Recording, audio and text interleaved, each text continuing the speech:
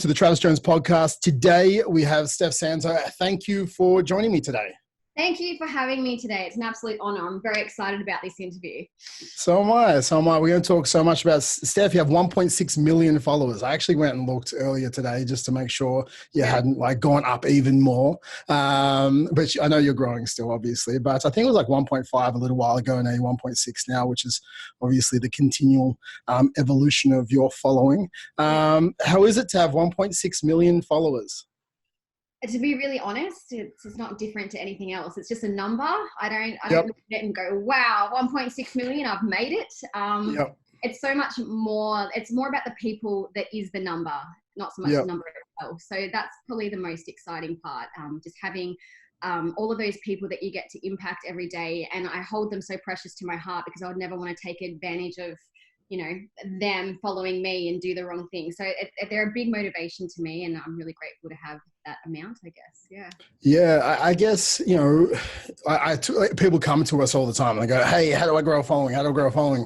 I'm like, well, one of the biggest things is actually, it doesn't matter about the number. It matters about the content and the tribe that you're building. And for yourself, obviously you're building a huge tribe of people and empowering them. What's one of the biggest things, or why the reason behind wanting to grow a following and wanting to impact the lives?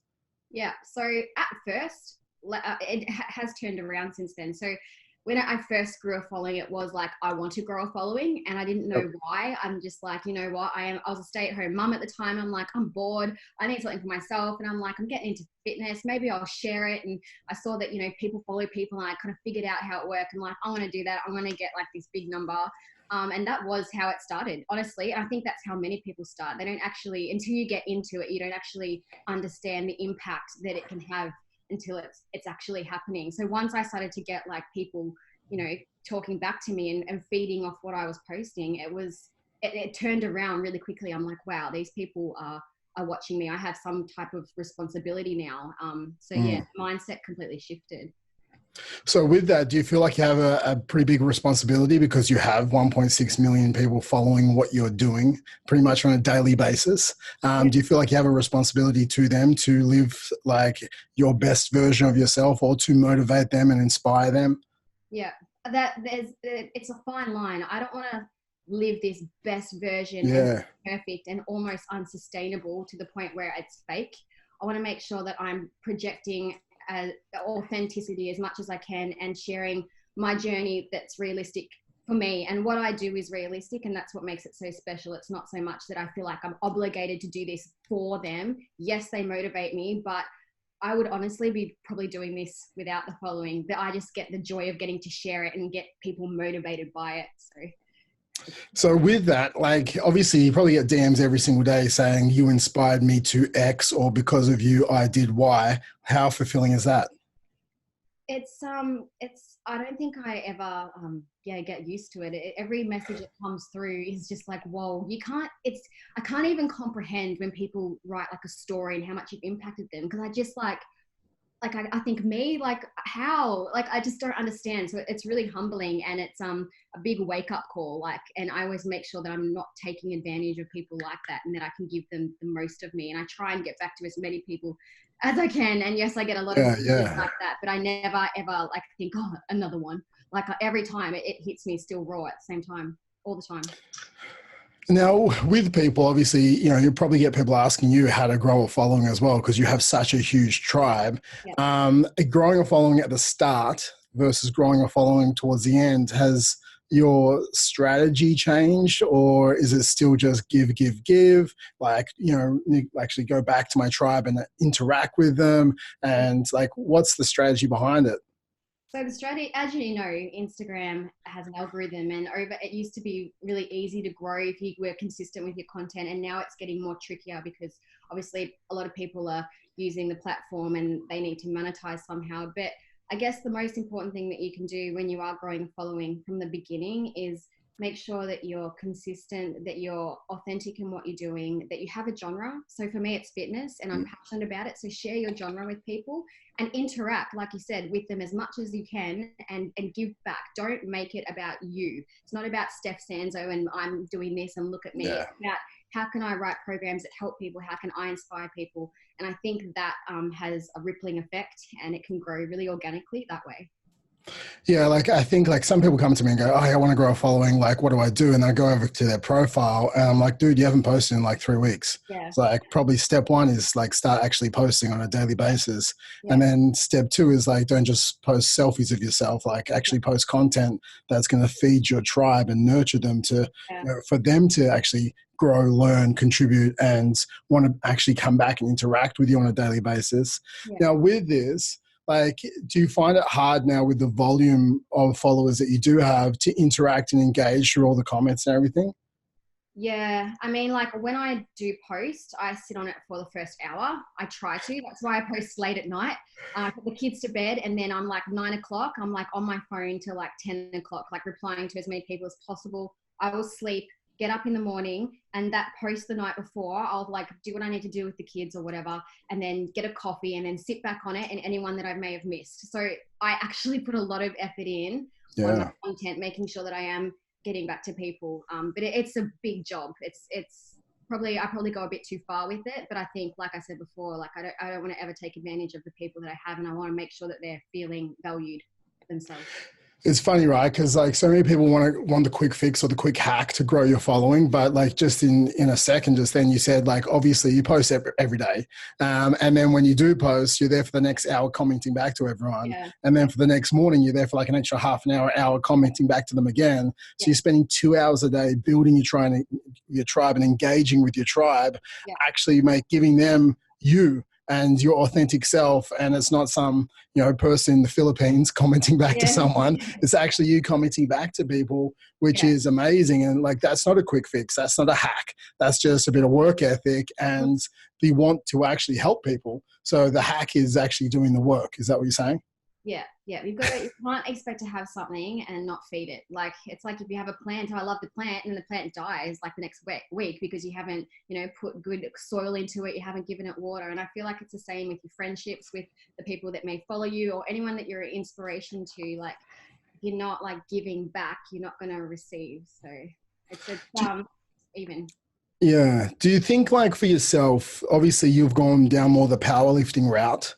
Do you think that niche in itself, you've found like a sub niche within the niche of fitness? So there's fitness, and then there's like the strong version of a female, the powerlifting female. Like you sit inside that sub niche. Do you think that's helped as well? I think so. I think that you have to have something, a point of difference about yourself, Yeah. because otherwise it can all be same. We're all doing the same thing. So I think like having that has definitely, like with my genre, helped grow what I'm doing and also expose the industry and letting people know that it's not just a thing for the boys, that girls can do it too. And it's not masculine at all. It's actually great for the body, great for your mind, your confidence. So yeah, it's pretty, well, that's why I started to like Yeah. learn how to do it initially for my clients, because I thought it was a great way of lifting, and just the fact that I fell in love with it because it changed my mindset, not only about life but about my body as well. So it's just a whole nother world, and I love putting it out there. So yeah, it's definitely helped. So you first went to the powerlifting stuff for you personally, and then you've transcended that to obviously share that journey with your strength gains and all the rest of it. Tell me about your journey in the fitness industry. Tell me about like where did you come from? Obviously, I've seen your before and afters, so I know there's been a journey. Like, do you want to tell us a little about that? So I started out like, I always talk about this with other people because it's different. But I actually hated fitness. I couldn't think of anything worse than being uncomfortable, sweating, and hurting. I'm like, good enough of that in life. I don't want to do it to myself every day for no reason. But yeah, I had two children, and I gained some weight after having the kids. And at that time, I became a stay-at-home mum because the career that I was in wasn't sustainable with two children. So I'm like, okay, what am I going to do now? And at the time I was searching through the paper and I saw the PT course, and I'm like, oh, I've gained some weight. And I thought maybe if I study it, I'll know how to lose the weight. So it actually started that way. There wasn't an actual general interest or passion in fitness at the beginning, it was more so like I would rather learn myself how to do this instead of go hire someone else to do it. So isn't that the way though? Like if something's broken, don't you want to fix it yourself? Fix it yourself, yeah. Paying everyone else to do it. Yeah, so it started like that. But then as I dropped the weight and as I learned more, I actually got really interested. And that's where the fire started to ignite. So Yep. So then from there, so you did the PT course. Did you start doing like the just PT yourself, or and then before you went into the online space, or? Yeah, so I was a PT for a good, I think 3 years maybe before I started doing like writing programs online. Yep. And the thing is, I didn't write programs online just for the sake of going out and trying to make money. It was like people were asking me all the time, and I'm like, oh, there's a need here. So what can I do to like fill the need? So that's how that started. Cool. So for yourself, you've grown the following. I'm sure that it's opened up a lot of doors for yourself. I know you have, you're in partnership with the Sweat app, and obviously you were just recently on the Strong magazine cover, which is super exciting. How do you think it's opened up the doors for you in your career? I think that the consistency and the hard work has paid off. I think everything that I've done, I've never chased. And that's the difference, that you can go and chase a million things and try and make stuff happen all the time. And life can be pushing back at you, and you can keep pushing and go nowhere, or you can keep doing what you're passionate about and helping everybody along the way and let things just come to you and just take them as they come. And that's what's happened with this whole entire fitness journey with me. It's never been about like trying to get more and grab more and walk all over that person. It's all about helping others and just taking it easy. I mean, like I've been in the industry 7 years. It's not like I just popped up 2 years ago and here I am. Like I've been slowly grinding behind the scenes for a very long time and haven't pushed my way in at all. And I think that if you're patient and you're consistent and you're humble, that it will come regardless, as long as you're doing what you're passionate about without the expectation of money now and this now and fame now. So, yeah. So don't go for instant gratification. No, not with anything that you do. And it's hard not to do that because we're all go-getters, and there are a lot of passionate people, and there's nothing wrong with that. But I think that if you're really passionate about what you do, you need to be patient and consistent instead of going, oh, this is not working, so now I'm going to give up and do something else. Like you just yeah. So what about for like the motivation side of things? Like how do you find the motivation to, one, if we look at everything, right, being consistent with posting on social media, like do you feel some days that you just don't want to do it, or? Oh, of course. I mean, there's heaps of days like I wake up and I'm like, I'm sore, I'm tired. Like I was up last night with the kids, like one of them was sick, like, you know what I mean? Like you can easily talk yourself out of it. And I think that if I let my emotions, rule me, I wouldn't be doing anything at all, because us females personally, I don't know about you, but females, we're very emotional beings. Like we can talk ourselves out of anything. So just if you establish a routine and that's just what happens in the day, like brushing your teeth, having a shower, if you do that, it will make it a lot easier to be consistent. But yeah, there's definitely days that I'm just like wretched, like I'm done. But you know what I do? I grab a coffee and I go, you know what? Get over yourself, Stephanie. You've got a job to do. Just get it done. And my masculine side comes out. I love it. But I think it's the same as going to the gym, right? Like there's some days you don't want to go to the gym, but if it's consistency and it's a routine, you just do it. I'm sorry, there's like some days you don't want to post, like it's in your routine, it's consistent, you just do it. I think, motivation is a very, it's finite, right? It's finite and infinite. So some days you just don't have it, but the next day you will. But it's on the days that you don't have it is when it counts the most, because it carries you through, which is obviously comes down to that consistency. Now, with this, obviously you're a Geelong local. Yes. Yeah. How it's like, did you grow up in Geelong? Like, tell me about that. So I'm a country girl. I actually grew up in Albury-Wodonga. I was born in Murderford, which is like even smaller than Albury-Wodonga, a small country town. And then my parents moved to Geelong like a couple of years before I did, and then I got a promotion at work, and then I relocated here to be with them. But it's how old am I? I moved here when I was 19, and I'm 32, turning 33 soon. So how many years is that? I don't know. 13. Yeah, 13 years. 13. Yeah, so I feel like that's a long time, enough to feel like I'm Geelong, breed. Geelong breed now. Yeah. I literally last night I was saying to Liv, how old am I now? And she's like, because I can never remember how old she is. Yeah. Like, you're 35, Travis, you're 35. I'm like, okay, I'll ask you probably next week as well. I think you get to a point where you're like, I can't even remember what my age I is. can stop counting after 30. Like it's just Yeah. She's like, you were born in 84, do the math. So what about this? Like, as far as like the stories angle. So obviously you post a lot of stories through your yeah. social as well, obviously with IG. Do you find that you have a specific amount of stories you're posting on a daily basis, or it's just getting it out there and just sharing, your life? Yeah, so I think stories is a really great way to show a little bit more about yourself. The coffee that you're drinking, or like your food plate that everyone does, and then it makes you hungry. But yeah, I think like whenever I can, I try and not do everything, because I like Yeah. to also have a life and have some privacy, and like be present when I'm with people, and not be like taking photos of like Yeah. everything that I'm eating all day long. But I think it is a good way to connect on another level, and show a little bit extra in the training, or give people tips that I might not give them, or like even motivational talks that I'm feeling in the moment that I actually probably wouldn't put in my feed, but yet it's there. I'm like, this is great for the story.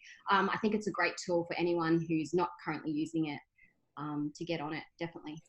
Do you find like hard posts are more like your like educational main posts, and then stories are more like personal? Like I know you have a lot of tips and on your stories, a lot of your training on your stories as well. But it's like, do you think that's more like behind the scenes kind of thing, like tips and like the more like not everything's authentic, right? But they get to see more of you, like more of who you are in your life, and essentially the ups and the downs. Do you think that's what you use stories for? Yeah, you can. I think you also, everyone's different. So I have like a threshold for me. So I don't overshare. Like I don't over like put too much of my kids on Yeah. there. Because Yep. they are older now and they're in school and kids talk. I don't Yeah. want for them to be the center of bullying, because of me, because kids are seeing Mm. online, and they didn't know what I did online until last year. And like Yeah. kids are talking, because I protect them. I'm just like, I don't want, gossip and stuff like that. And that's only because other kids told them, which is horrible. But like the fact that they're all talking about it and know about it already, concerns me. Yeah. So yeah, I don't just go flash my kids all over there. But yeah, I'm just very picky, wishy-washy what I put on there, because I do, my private life is my private life, and I give a lot already, and I want to keep that for me and my family. So it really Yep. depends. Yeah. So how tall are you? I'm five. Oh, I have this argument with my partner. I think I'm 5'2", like dead set, but he's like, no, you're 5 foot. And he keeps telling me, but I'm like, I swear sometimes I wear my hair a bit higher to get that extra inch or two. Extra. I think it's 5 foot. Yeah. So are you tall enough to go on the roller coasters at like the Royal Show? I'm the cameraman when I'm at the show. I avoid. I'm like, sorry guys, I'll like hold you back and stuff. Just avoid. So I'm probably not the same height. Yeah, you're right. Short jokes are coming. Bring them on. I'm ready. Okay, so when we're looking at people getting into the powerlifting side of things, what tips do you have for like females or dudes? Like they're pretty much the same. Like, but what tips do you have for females who want to get strong and want to get started into it? Well, the first tip is if you're short, you've got small levers, so that's an advantage to you. But the biggest tips with powerlifting is don't overtrain. And that's something that I did in the first year of my powerlifting. I wanted to just get these heavy videos all the time. And every time I went in to go deadlift, I'm like, let's max out the bar. And it just caused my body to break down. I got neurological fatigues, bloody central nervous system, like all over the place. Like my body was, Yeah. I just tired, and it's just really unproductive. So making sure that you've got a really good powerlifting program. I mean, you don't even have to compete. People think that once they start powerlifting, like they're obligated to compete, and they're not. It's just a matter of, just making sure that you've got a good person running your program, that you're getting in all your stretching, your recovery, you're eating properly, and just listening to your body, which is really something I've had to learn the hard way over Yeah. 7 years. Because you just sometimes when you lift, you get excited and you just go, and your body breaks. You have to sort of leave your ego at the door and Yeah, just follow the program rather than going, oh, I feel good today. Let's go for 1 RMs. Like, let's yeah, do it. It's like, no, follow your program. yeah, Okay. yeah. That's what I do. Yeah. What about eating? Do you find yourself as far as like do you struggle going into the calorie surplus? So as when you're going for like strength gains and stuff, like mentally? Um, the truth, Yeah. I never really talk about, is I don't think I've ever been in a calorie surplus ever. Oh, really? I've either maintained or been Yep. under, due to two things. Maintaining the body and a certain image, which unfortunately in this industry there's a huge pressure. And number two is sometimes I get so busy that I forget, like I kind of nibble all day long and don't hit my calories. And that's Yeah. happened a lot to me in the past, as well as back then when I was like lifting more, especially in the earlier years with the central nervous system fatigue. I just wasn't hungry. Like it's Yeah. like the last thing I was thinking about. So with my diet, I really don't focus on my calories so much anymore. I'm really micronutrient focused.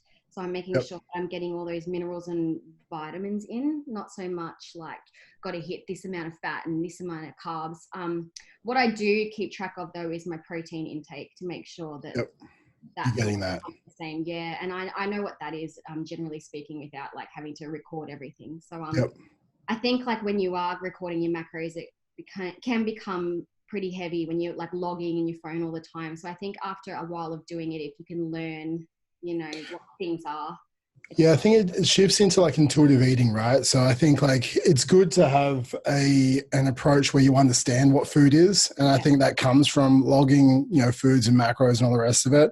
And I think once you understand, okay, that chicken breast is going to be like this much protein, and then I need the variety around it to make sure I'm hitting my macros and making sure I'm getting enough it's health, right? So it's not just, bland foods, but we have a variety of foods. And I think, that's the progression for people, especially once you achieve the somewhat of a body that you want, right? Yeah. Like you have to be more focused when you're trying to get to somewhere. You're learning what macronutrients are, what calories are, because there's like, obviously people have no idea at the start. They're like, oh yeah, I'm just going to do the lemon detox diet or something crazy. But they learn that. And then once they have this education standpoint around that, they can shift into more of an intuitive eating. And it's like, okay, cool. If I'm having 3 meals a day or 4 meals a day, I just have to make sure that I'm having, I know that if I'm having a shake, okay, that's a scoop of protein. If I'm having dinner, I'm going to have a couple of palms of protein. Or if I'm having breakfast, a couple of eggs, or whatever it is. Like you gauge protein so much easier. And protein, obviously, a primary nutrient for people to have if you're having that. And then essentially having your carbohydrates and fats around that as well. I think it's an easy transition into intuitive eating where you can still maintain or even get like fat loss without having to count specifically, calories and macros. Yeah. I mean, like for example, for me today, I had like last week when I trained legs, I didn't eat that much like before my session, and then I couldn't feel any activation, no blood pumping into my muscles. So before I went to training, just before I got here with you, I like shoved down a banana, some white potato, just gauging my body like you're talking about, and making sure that I had enough carbs and I was actually hungry for them. So just listening, and there'll be days where I'm like, I'm super hungry today, so I'm going to like eat heaps, because that's my body telling me that you need to now go in a bit of a, what you call, like I don't go to surplus all the time, but like I'm going to eat more calories today because I'm tired, I'm not recovering, and I'm actually hungry.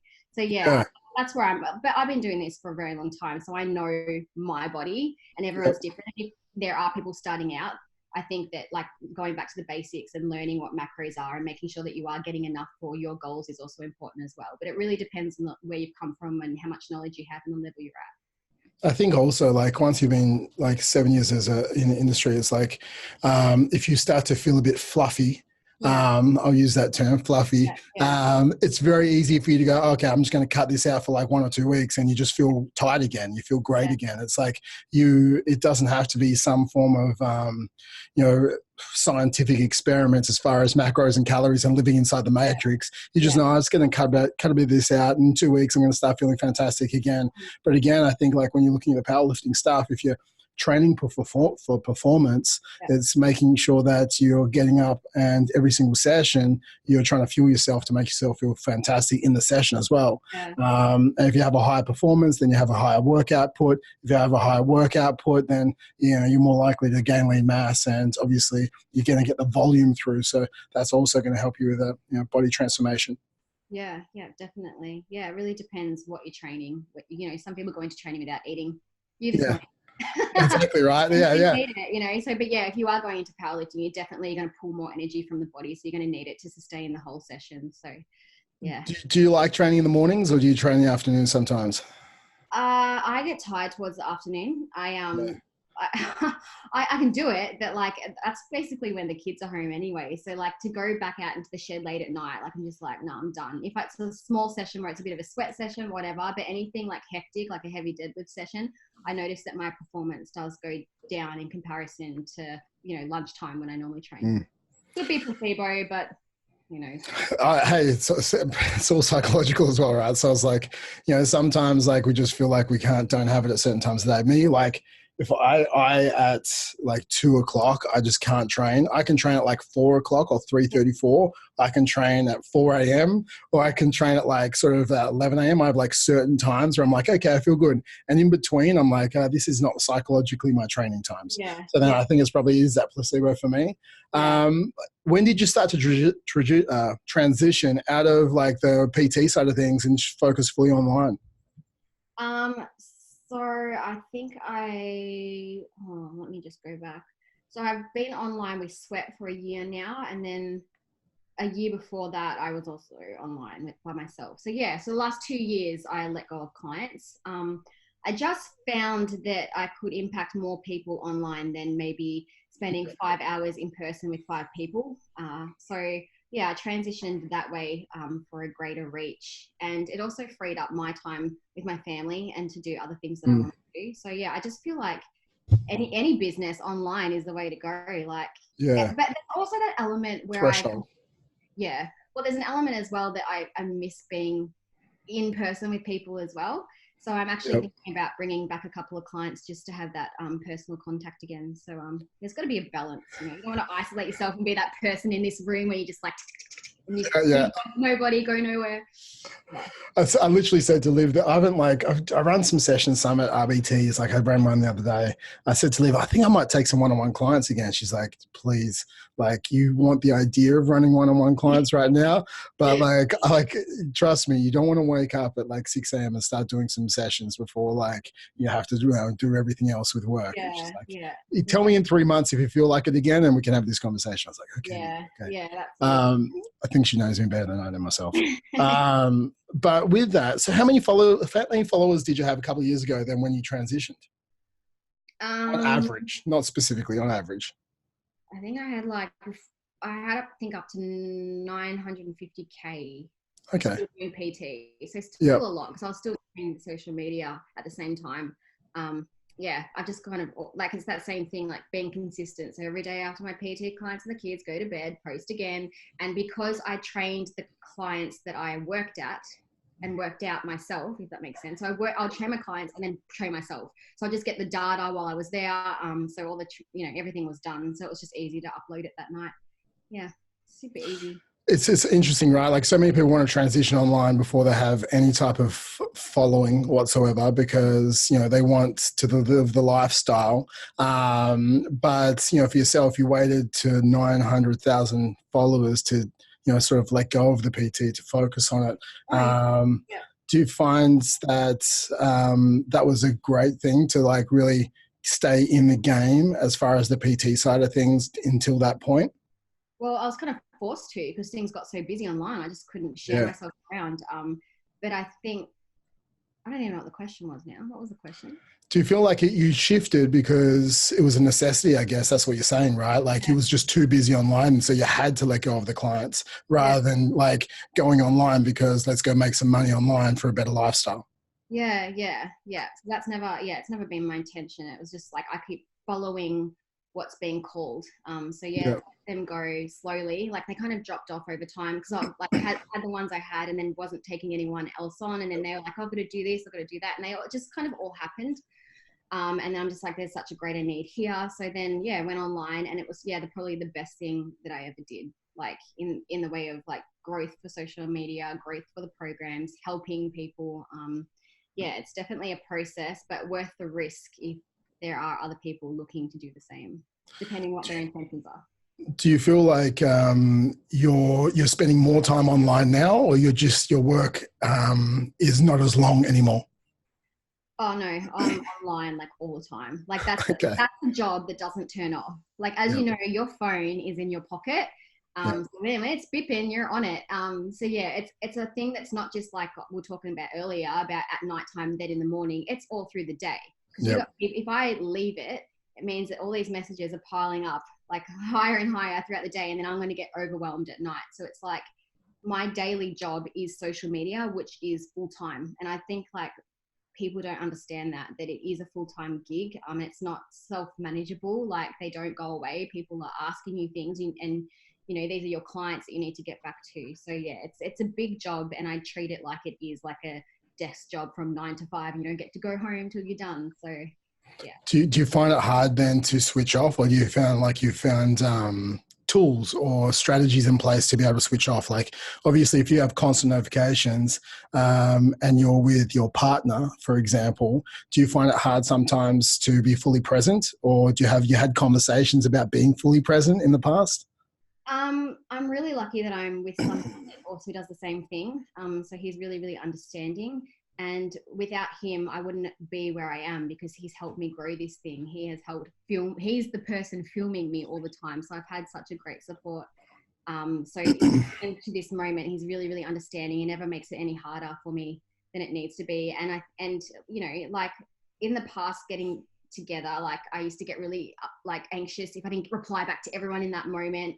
But now I just sometimes put my phone down. I'm like, you know what? It's not going anywhere. The messages will be there in an hour if I have to go do something. And that's not to say that I sit on my phone 24/7, but Yeah. I know how to be present because I know the importance of family and I know the importance of having a life because you can get really sick with stress and anxiety and become this person that's just closed off from the world. And I always make sure that I'm never that person. I treat this like it's a job, but I also treat myself with respect and the people around me. Yeah, I think the biggest obviously reason I asked you that is because you have 1.6 million followers, but there's so many people who have a business and fitness businesses who will listen to this, and they find it hard to be present with Yeah. their partner or with their family Yeah. because they're like, no, someone's just messaged me. I have to get back to them right now. It's like, no, like it's dinner time with the kids. Yeah. Like it's okay to put your phone down and actually have dinner with the kids right now because they are your kids. Yeah. Do you find like if you could tell them it's okay to, put that phone down and be present with your family, that like you can still grow your following, right? Yeah, yeah, of course. Yeah, I mean, it's always there and it keeps ticking over even when you're not on it. Like, if you're giving as much as you can, so you're replying back to the people that need it as a priority, you're posting every day, you're getting back to those people, just it's put it down because at the end of the day, it would be worse if the people around you left you and then you were by yourself. Like I've been a For single that. mother before, and I know what it's like to be alone and have really dark and hard times. So I never ever take for granted what I have. And every time I find myself getting overwhelmed or like stressed in the fitness industry, I think, you know what, like I'm so great. I go back to gratitude. I'm like, I'm grateful that I have my kids and I'm grateful that I have the safety of my partner who adores me and is my biggest support. And I'm grateful for this house that I live in and the food that I eat. And I talk to myself, and then I honestly, all the anxiety calms down, and then I find myself being present in the moment. Yeah. It makes a big difference just stopping for a second and doing some self-talk. People think self-talk's crazy. Get it, No. eh? Yeah. I've talked myself out of a lot of things. So No, it's like it's a perspective shifter, right? Like I think we so often lose perspective that we think it's like, oh, like something's happened, and it's like no, like I shift my perspective. I'm like, no, I've got two kids that are healthy. Like yeah, I'm pretty lucky right now. yeah, So like I think the more you can learn to control your mind with self-talk, that's probably one of the best things that anyone can do because they can shift the perspective in the moment. They can focus on gratitude rather than negativity. And when you can't be negative when you're in a place of grace. So what about 2020? Obviously, we got like 2 weeks or something like left in this year. Like, do you have any goals you want to share with us for 2020? goals. Well, goals for me is to number one, give when I'm looking at social media, I want to give more back in a I guess, more mental way, not just the training. I've been big trainer this year. You know, do this, do that, superset that, and it's very like, you know, Yeah. logistical.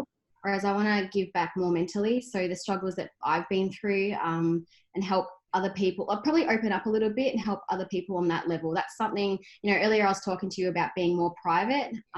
So there's little areas that I want to open the box a little bit, just to be more relatable. And also because of the things that I've been through, I think it would be a waste just to go through things and never be able to share or help other people through the same type of things. So that's a big Instagram goal, I guess.